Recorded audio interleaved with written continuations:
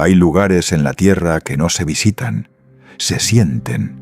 Lugares donde el aire tiene un peso distinto, donde el silencio no es ausencia de sonido, sino una presencia antigua, algo que existía mucho antes que cualquier palabra humana. Lugares que no pueden comprenderse desde un mapa ni desde una pantalla, porque su verdadera naturaleza solo se revela cuando uno está parado frente a ellos, respirando su atmósfera, sintiendo cómo todo lo que creía saber sobre la escala de las cosas se disuelve lentamente. Nepal es uno de esos lugares, un país pequeño en extensión, enclavado entre dos de las naciones más grandes del mundo. Y sin embargo es aquí, precisamente aquí, donde la Tierra decidió alcanzar su punto más alto. Como si la corteza del planeta hubiera elegido este rincón para demostrar todo lo que es capaz de hacer cuando no se contiene. 8 de las 14 montañas más altas del mundo se encuentran en Nepal. No como una curiosidad geográfica, sino como una realidad que da forma a todo, al clima, a los ríos, a los caminos, a las creencias de quienes viven aquí, a la manera en que el tiempo se percibe cuando uno está rodeado de picos que llevan millones de años mirando hacia abajo. El Everest, la más alta de todas, se llama Sagarmatha en nepalí, la diosa del cielo. Quienes crecieron viéndola desde lejos no la llaman montaña, la llaman madre. Este documental es un viaje hacia ella, no un ascenso, no una expedición, no una hazaña deportiva. Un viaje, el tipo de viaje lento y atento que te permite ver las cosas tal como son, sin prisa, sin agenda, con los ojos abiertos y el corazón dispuesto. Comenzaremos en Katmandú, la ciudad que sirve de puerta a todo lo que Nepal ofrece. Desde allí nos adentraremos en los valles y las colinas, pasando por pueblos que parecen suspendidos en el tiempo, cruzando puentes colgantes sobre ríos color turquesa, subiendo gradualmente hacia un mundo donde el oxígeno se vuelve escaso y las montañas llenan el horizonte de punta a punta. El camino hacia el Everest no es una línea recta, es una serie de umbrales, cada uno más profundo que el anterior, y cada uno de ellos tiene algo que mostrar. Síguenos, el viaje comienza ahora. El avión desciende entre nubes y de repente el valle aparece. Verde, denso, inesperadamente grande. Katmandú se extiende en todas direcciones desde el centro, como algo que empezó pequeño y fue creciendo sin detenerse, absorbiendo aldeas, mercados, templos, callejones, hasta convertirse en la ciudad que es hoy, caótica, vibrante, imposible de reducir a una sola imagen. Aterrizar en Katmandú es ya, en sí mismo, una experiencia. El aeropuerto es modesto comparado con lo que uno espera de una capital, pero lo que lo rodea no tiene comparación. A pocos kilómetros en cualquier dirección, la tierra comienza a levantarse hacia las colinas, y detrás de esas colinas, aunque no siempre se ven desde la ciudad, están los Himalayas. Las primeras horas en Katmandú suelen provocar una especie de desorientación agradable. Las calles del casco antiguo son estrechas, llenas de ciclomotores y peatones, tiendas de especias y vendedores de tancas, altares improvisados en esquinas, incienso que sube en espirales finas desde pequeños braseros de cobre. El ruido es constante pero no agresivo, como si la ciudad respirara. Lo primero que nota cualquier viajero que llega con los ojos abiertos es que lo sagrado y lo cotidiano aquí no están separados. Un templo no es un lugar al que se va en momentos especiales. Es parte del paisaje urbano, tan integrado como una farmacia o una panadería. La gente pasa frente a los altares de camino al trabajo, deja una flor, mueve un collar de cuentas entre los dedos, sigue caminando. La devoción no interrumpe la vida diaria. la acompaña. Katmandú fue durante siglos el centro político y comercial de una región que controlaba las rutas de intercambio entre India y el Tíbet. Por eso la ciudad tiene ese carácter híbrido, esa mezcla de influencias que se nota en la arquitectura, en la comida, en los rituales, en los rostros de sus habitantes. No es solo una ciudad nepalí, es un punto de encuentro entre mundos. Y sin embargo, a pesar del caos aparente, hay algo en Katmandú que calma. Quizás sea el olor a incienso que lo impregna todo. Quizás sean las campanas de los templos que suenan a intervalos irregulares, rompiendo el ruido del tráfico con algo más antiguo. O quizás sea simplemente que esta ciudad lleva tanto tiempo recibiendo peregrinos y viajeros que ya sabe, sin necesidad de esforzarse, cómo hacer que uno se sienta bienvenido. El valle de Katmandú es mucho más que la ciudad que le da nombre. Rodeado por colinas suaves y fértiles, este amplio cuenco natural ha sido durante siglos el corazón cultural de Nepal, un lugar donde distintas tradiciones, creencias y formas de vida han convivido en un espacio relativamente pequeño. A medida que uno se aleja de las calles más transitadas de la capital, aparecen lugares que ayudan a comprender por qué este valle ocupa un lugar tan especial en la historia del país. Pashupatinath, junto al río Bagmati, es uno de ellos. Sus templos y plataformas de piedra forman parte de uno de los centros espirituales más importantes del hinduismo. Aquí la vida cotidiana y las grandes preguntas de la existencia parecen convivir sin conflicto, mientras el humo del incienso se mezcla con el murmullo constante del río. No muy lejos de allí, la gran estupa de Budanath se alza sobre los tejados como una presencia tranquila y permanente. Las banderas de oración ondean en todas direcciones. Los peregrinos avanzan lentamente alrededor de la estructura y los monasterios cercanos llenan el ambiente de una calma difícil de describir. Es uno de esos lugares donde el tiempo parece moverse a otro ritmo. Más allá de la capital se encuentra Bhaktapur, una antigua ciudad de calles empedradas y plazas históricas que conserva gran parte de la atmósfera que caracterizó al valle durante siglos. Sus templos, patios y fachadas de ladrillo recuerdan una época en la que las ciudades del valle competían entre sí por construir espacios cada vez más bellos. Pero, por fascinante que sea, el valle de Katmandú representa apenas el comienzo del viaje. Las grandes montañas todavía permanecen ocultas detrás de sucesivas cadenas de colinas. El Everest sigue estando lejos. Los senderos aún no han comenzado. Las aldeas Sherpa, los puentes colgantes y los glaciares pertenecen todavía al futuro. Sin embargo, algo empieza a sentirse. Una especie de llamada silenciosa que parece llegar desde el norte. Y en Nepal, cuando las montañas llaman, tarde o temprano, uno termina siguiéndolas.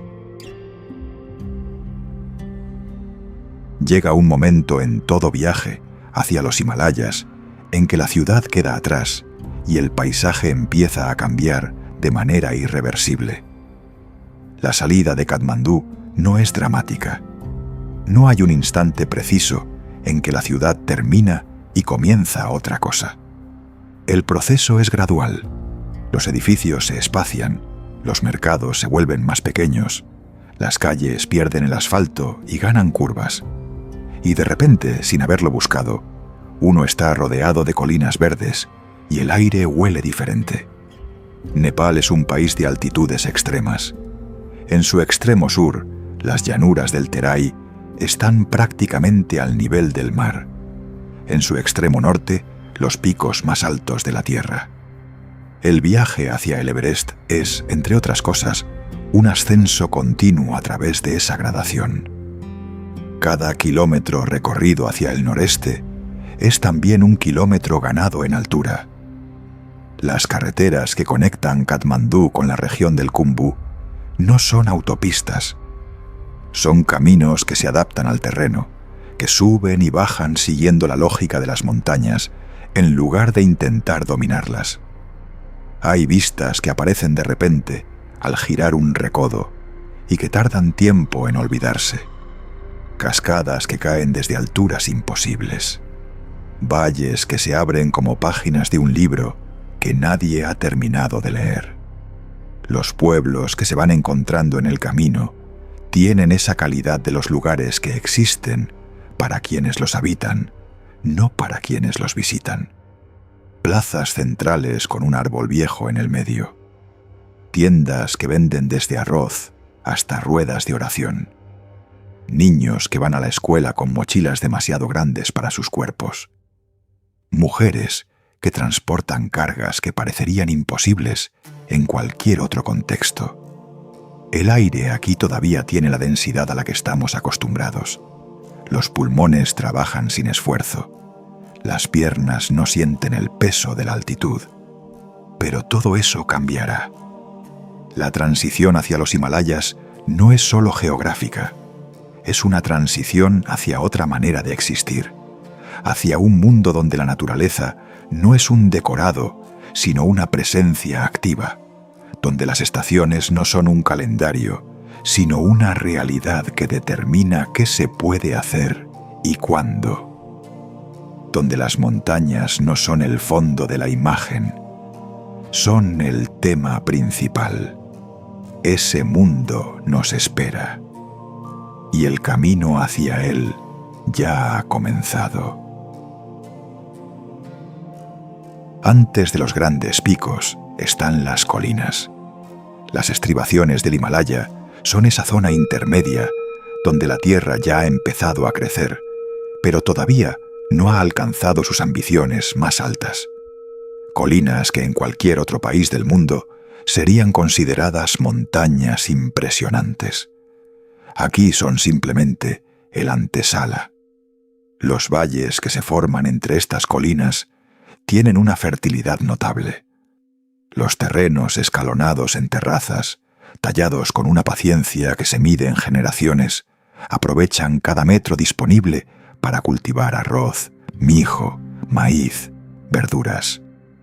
El sistema de terrazas que se ve en esta parte de Nepal es uno de los paisajes más reconocibles del país y uno de los más hermosos.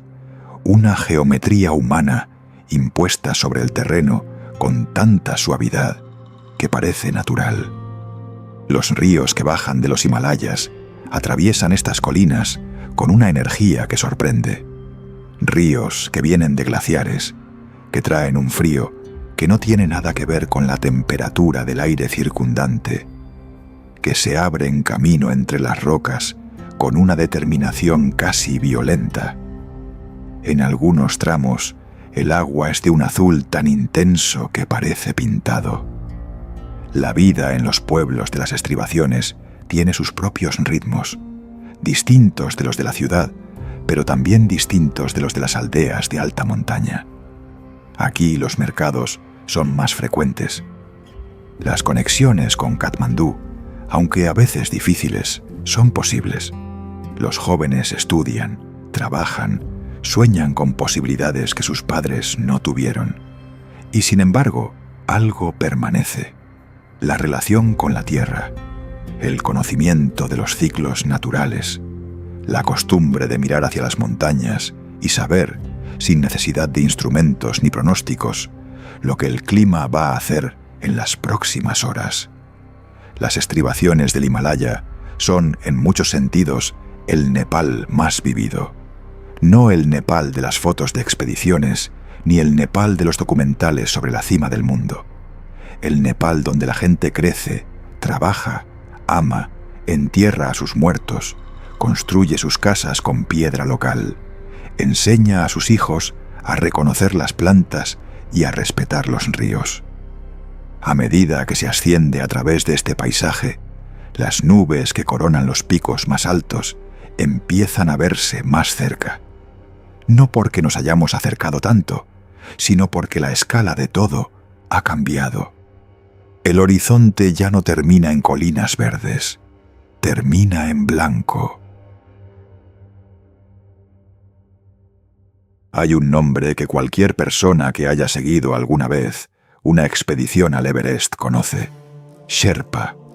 Lo que quizás no todo el mundo sabe es que Sherpa no es solo un oficio, es una etnia, un pueblo, una cultura con su propio idioma, su propia cosmología, sus propias tradiciones que se remontan siglos atrás, mucho antes de que ningún alpinista occidental soñara siquiera con intentar escalar estas montañas.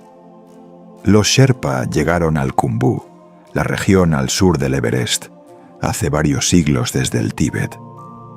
Se instalaron en los valles altos, donde el frío es severo y la temporada de cultivo es corta, y fueron adaptando su vida a las condiciones de un ambiente que hubiera parecido inhóspito a cualquiera que no hubiera crecido en altitudes similares.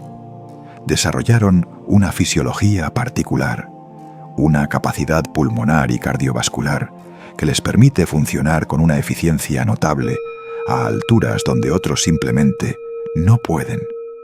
Pero los Sherpa no son solo montañeros, son agricultores, comerciantes, monjes, artesanos, maestros. Su cultura está profundamente impregnada del budismo tibetano, y esto se nota en todo. En los monasterios que se alzan en los puntos más estratégicos del paisaje, en los muros de Mani, cubiertos de piedras talladas con mantras, en los lunta, las banderas de oración de colores que se extienden por puentes y cimas y pasos de montaña, llevando sus plegarias al viento. Para los Sherpa, las montañas no son obstáculos ni trofeos, son deidades. El Everest es Sagarmatha. El Ama Dablam, uno de los picos más hermosos de la región, es considerado particularmente sagrado. Subir estas montañas no es una conquista, es, en el mejor de los casos, algo que se hace con permiso y con respeto. Esta dimensión espiritual de la relación Sherpa con los Himalayas es algo que los viajeros que llegan con prisa suelen pasar por alto. Pero quienes se detienen, quienes se sientan en el umbral de un monasterio y escuchan los cantos de los monjes mientras la luz cambia sobre las laderas, quienes aceptan un té de mantequilla de yak y dejan que el tiempo transcurra sin urgencia, esos viajeros llevan consigo algo diferente cuando parten. No solo un recuerdo, una comprensión. Las aldeas Sherpa son pequeñas, construidas con una funcionalidad que no excluye la belleza. Casas de piedra con ventanas de madera pintada, huertos protegidos por muros bajos, yaks pastando en praderas de hierba corta. En los meses de primavera, los rododendros cubren las laderas de un rojo encendido que contrasta con el blanco de los picos que los rodean. Cada aldea tiene su gompa, su monasterio local. Algunos son modestos, apenas una habitación con imágenes sagradas y una lamparilla de mantequilla encendida. Otros son estructuras considerables, con patios en los que los monjes jóvenes aprenden los textos que llevan siglos transmitiéndose de maestro a discípulo. El mundo de los Sherpa es un mundo que ha encontrado una manera de vivir con la grandeza en lugar de huir de ella. Y mientras continuamos nuestro ascenso hacia las montañas más altas de la Tierra, cuéntame algo. ¿Qué lugar del mundo te gustaría recorrer en un próximo viaje? Puedes dejarlo en los comentarios. Leo cada sugerencia y muchas de ellas terminan convirtiéndose en futuros destinos del canal. Ahora sigamos adelante. El Himalaya todavía guarda algunas de sus vistas más impresionantes. El camino hacia el Khumbu se recorre a pie. No hay otra manera. No hay carretera que llegue hasta Namche Bazar, No hay cable car que suba hasta los campos de base. Para llegar al corazón de la región del Everest hay que caminar. Y en ese caminar hay algo que no se puede reemplazar con ningún otro medio de transporte, porque el ritmo del paso humano sobre estos senderos tiene la capacidad de sintonizarte con el paisaje de una manera que ningún vehículo permite. El trekking clásico hacia el Everest comienza en Lukla, un pequeño pueblo con un aeropuerto de pista corta en la ladera de una montaña que tiene fama de ser uno de los aeropuertos más difíciles del mundo para aterrizar. Desde aquí, los senderos se abren hacia el norte, siguiendo el curso del río Dudh Koshi y sus afluentes. Los puentes colgantes son uno de los elementos más icónicos de este recorrido. Largos, estrechos, suspendidos sobre gargantas profundas por las que el río pasa rugiendo decenas de metros más abajo, decorados de extremo a extremo con banderas de oración que el viento sacude sin cesar. Cruzar uno de estos puentes es una experiencia que mezcla levemente el vértigo con una sensación de aventura difícil de describir. El metal vibra bajo los pies, las banderas susurran, el río allá abajo parece un hilo de luz azul. A lo largo del sendero, las Mani Walls aparecen con regularidad. Son muros construidos con piedras planas, cada una tallada con el mantra Om Mani Padme Hum, el mantra de la compasión, que es el más recitado del budismo tibetano. La tradición manda pasarlo siempre por la izquierda, para mantener el sagrado en el lado del corazón. Estos muros pueden tener decenas de metros de largo, construidos durante siglos por generaciones de devotos que encontraban en este gesto manual y repetitivo una forma de meditación y de ofrenda. Los cantos que salen del interior del monasterio al amanecer, antes incluso de que la luz haya calentado las piedras del patio, son algo que permanece en la memoria mucho tiempo después de haber regresado a casa. Los senderos también están llenos de vida. Caravanas de yaks transportando provisiones hacia las aldeas más altas, con sus cencerros sonando a ritmo irregular. Grupos de porteros que llevan cargas que duplican o triplican su propio peso, con una eficiencia que solo puede explicarse por una vida entera de adaptación. Otros viajeros que llegan desde los puntos más remotos del planeta, todos convergiendo hacia el mismo objetivo. Y a veces, en los tramos más tranquilos del sendero, la montaña más alta del mundo aparece en el horizonte. Solo un momento entre dos crestas. Blanca, distante, irreal.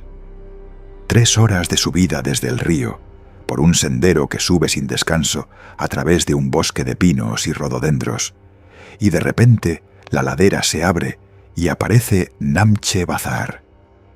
La primera impresión es de incredulidad. ¿Cómo puede existir una ciudad así aquí? Namche Bazar está construida en la curva interior de un anfiteatro natural, una hondonada en la ladera de la montaña que la protege del viento y le da una orientación al sol que la hace habitable incluso en los meses más fríos. Las casas se apilan unas sobre otras, siguiendo el contorno de la depresión, y el resultado es algo que, visto desde la cresta opuesta, parece casi mediterráneo. Terrazas, azoteas, ventanas con flores, ropa tendida al sol. Pero esto es el Himalaya, a 3.440 metros de altitud, y la vista que se abre sobre el valle y los picos circundantes no deja lugar a dudas de dónde uno se encuentra. Namche es el centro de la región del Khumbu, el punto donde convergen los suministros que suben desde el sur y los montañeros y trekkers que bajan desde el norte. Tiene bakeries que hornean pan y pasteles que rivalizan con cualquier cafetería de ciudad. Tiene tiendas de equipo de montaña donde se puede comprar o alquilar prácticamente cualquier cosa que alguien haya olvidado traer. Tiene una mezcolanza de idiomas en sus calles que hace difícil determinar qué es más común, el nepalí o el inglés. Desde un mirador al norte de Namche, en los días despejados, se ve el Everest por primera vez en toda su magnitud. No como un destello entre dos crestas, sino completo, imponente, con el penacho de nieve que el viento arrastra desde su cumbre hacia el este como una bandera permanente. Es el tipo de vista que cambia algo en quien la recibe, que hace que todo lo que queda por delante del viaje se sienta, de repente, completamente necesario. Más allá de Namche, el paisaje empieza a desnudarse. Los árboles se vuelven más escasos y más pequeños a medida que se gana altura. Los arbustos de enebro y los rododendros enanos resisten todavía en las laderas protegidas, pero los tramos más expuestos son ya de roca y pasto corto. El cielo se hace más azul, la luz más intensa y más fría al mismo tiempo. Las aldeas que se encuentran en esta parte del camino son cada vez más pequeñas. Dingboche, Feriche, Lobuche. Nombres que los aficionados al alpinismo reconocen de los diarios de expedición, pero que en realidad son poco más que agrupaciones de casas de piedra y algunos tea houses, los albergues de montaña que han crecido para atender el flujo constante de viajeros que pasan. Los tea houses del Khumbu son un mundo en sí mismos, construidos con los materiales disponibles en el entorno, sin más pretensiones que las de proporcionar refugio, comida caliente y un lugar donde dormir. Han desarrollado a lo largo de los años un carácter que los hace inconfundibles. Las paredes están cubiertas de mapas, de fotos de expediciones, de firmas de viajeros de décadas pasadas. El menú ofrece siempre dal bhat, el plato nacional nepalí de arroz con lentejas y vegetales, junto con opciones que revelan cuántas culturas han pasado por aquí. A estas altitudes, la comida es combustible. El cuerpo gasta más energía solo para mantenerse caliente. Pero compartir una comida en la mesa larga de un tea house, con desconocidos llegados de todos los rincones del mundo, que el destino ha reunido en este punto preciso del planeta, tiene algo de extraordinario. Las conversaciones que surgen aquí no son las conversaciones de las ciudades, son más directas, más esenciales. La montaña pone las cosas en perspectiva. Los yaks son los grandes protagonistas de esta parte del viaje. En los valles bajos ya había algunos, pero aquí, en los pastos altos del Khumbu, son omnipresentes. Sus siluetas negras contra el fondo blanco de los glaciares se convierten en una de las imágenes más características del trekking al Everest. El glaciar de Khumbu aparece gradualmente, primero como una presencia lejana, y luego, a medida que el sendero se acerca, como una realidad física imponente. Un río de hielo y roca que desciende lentamente desde las alturas, cubierto de morrenas oscuras que le dan un aspecto casi lunar. El ruido que produce, los crujidos y chasquidos que se escuchan en los momentos de silencio, recuerdan que está en movimiento, que es una cosa viva a su manera. El aire aquí es limpio, con una intensidad que casi duele. Cada respiración lleva menos oxígeno del que el cuerpo pide. Pero la mente, paradójicamente, se aclara. Las distracciones se eliminan solas cuando las demandas del entorno concentran toda la atención en lo que realmente importa. El siguiente paso, el siguiente refugio, la siguiente cumbre que aparece en el horizonte. A 5.364 metros sobre el nivel del mar, el glaciar de Khumbu termina en un caos de hielo y roca que los geógrafos llaman morrena terminal. Es aquí, en este lugar, que parece el fin del mundo habitable, donde se instala el campo base del Everest. No hay nada permanente en el campo base. Durante los meses en que las expediciones están activas, principalmente en primavera, el glaciar se llena de tiendas de colores brillantes, cuerdas, equipos de comunicación y todo el complejo sistema logístico necesario para intentar ascender la montaña más alta del planeta. Pero cuando las expediciones se retiran y el invierno vuelve a reclamar el Khumbu, el lugar queda vacío. Solo permanecen la roca, el hielo y el viento. Los caminantes que llegan hasta aquí sin intención de escalar encuentran un escenario muy distinto al que suelen mostrar las películas. Ven el campo base real, sobrio, inhóspito y genuinamente remoto. Un lugar que desafía la definición misma de lo que se considera alcanzable a pie. Y precisamente por eso resulta tan poderoso. Llegar hasta aquí no es un logro menor. El cuerpo ha pasado días adaptándose gradualmente a la falta de oxígeno, y aún así, a estas altitudes, cada movimiento exige un esfuerzo consciente. Caminar despacio deja de ser una elección y se convierte en una necesidad. Pero la recompensa es lo que aparece frente a los ojos. Desde la morrena que bordea el campamento, la montaña se revela de una forma muy diferente a la de las fotografías más conocidas. El Everest no siempre aparece como una silueta perfecta dominando el horizonte. A veces surge entre nubes que se desplazan lentamente sobre las crestas de hielo. A veces queda parcialmente oculto detrás de otras montañas. A veces solo se muestra durante unos minutos antes de volver a desaparecer. Y sin embargo, cuando finalmente lo ves, lo reconoces de inmediato. No por su forma, no por su altura, sino por la sensación que produce.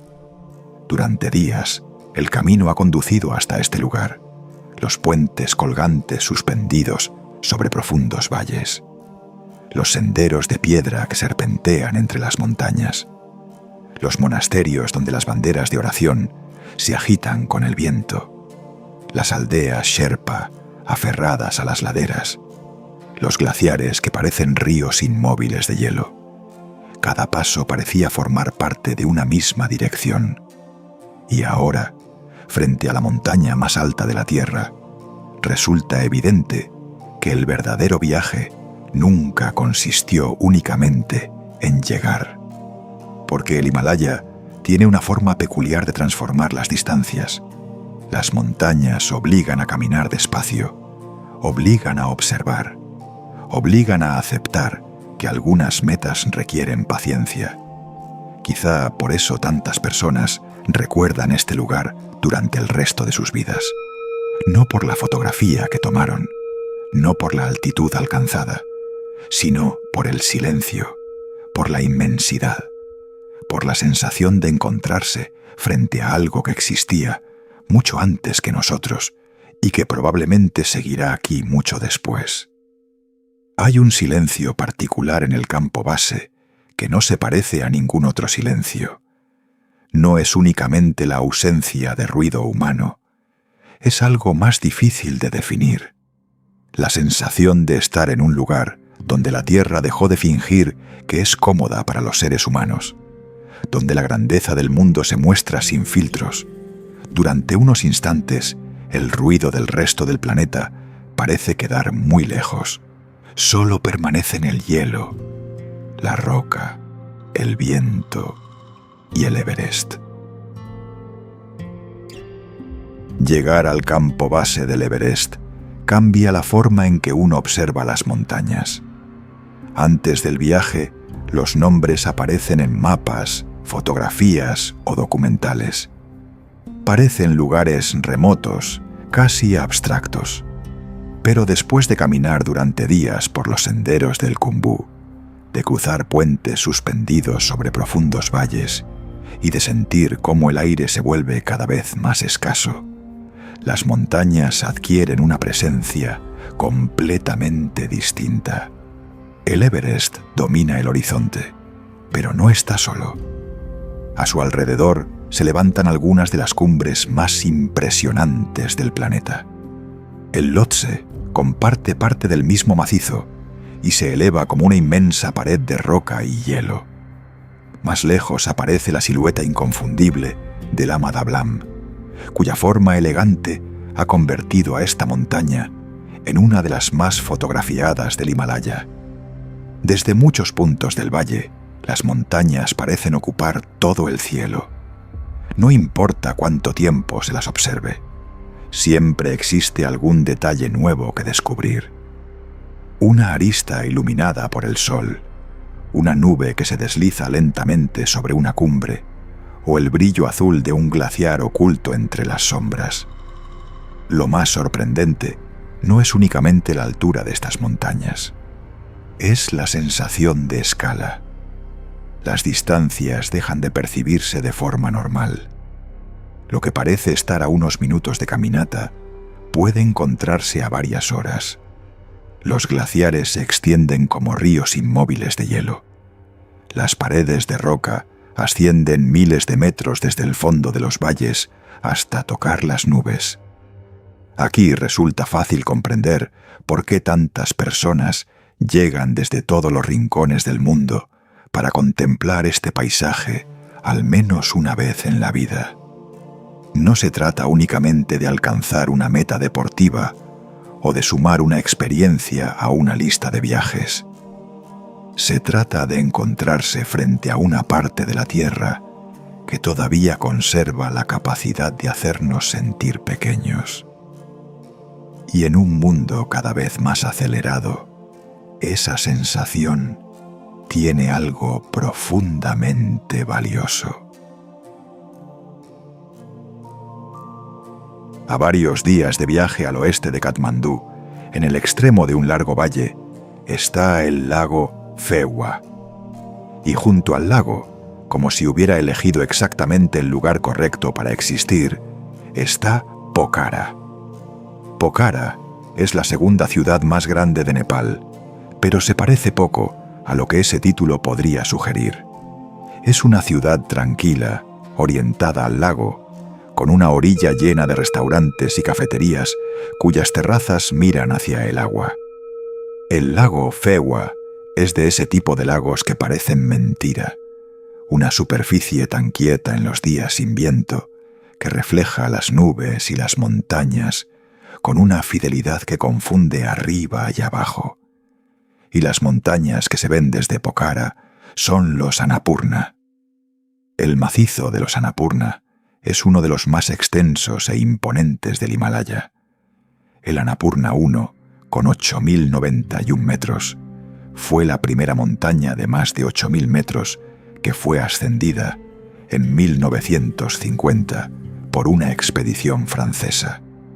Pero desde Pokhara, lo que impresiona no es ningún pico en particular, es el conjunto, esa muralla blanca que cierra el horizonte norte con una majestad que no tiene nada que envidiarle a ningún otro paisaje del mundo. Pokhara tiene una calidad diferente de Katmandú, menos caótica, más contemplativa. Los viajeros que llegan aquí suelen quedarse más de lo planeado.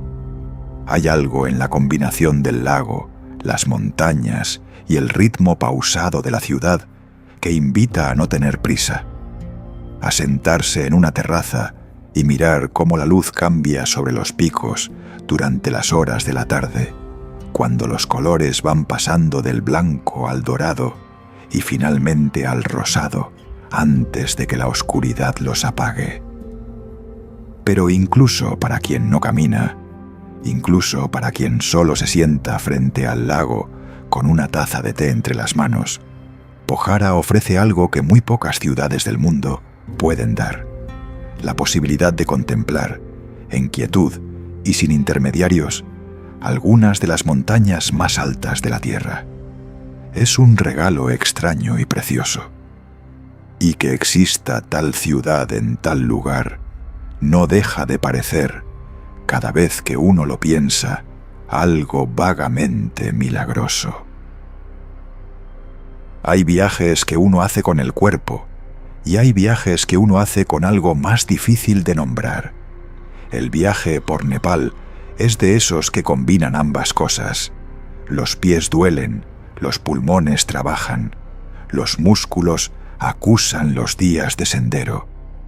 Pero algo más también ha trabajado durante todo este tiempo, algo más interno, más silencioso, que ha ido cambiando de manera casi imperceptible a medida que los paisajes se sucedían y las altitudes crecían.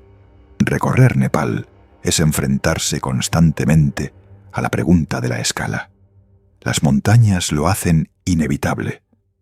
Cuando te paras frente al Everest y tratas de comprenderlo realmente, no como dato, sino como realidad física presente delante de ti, la mente tropieza.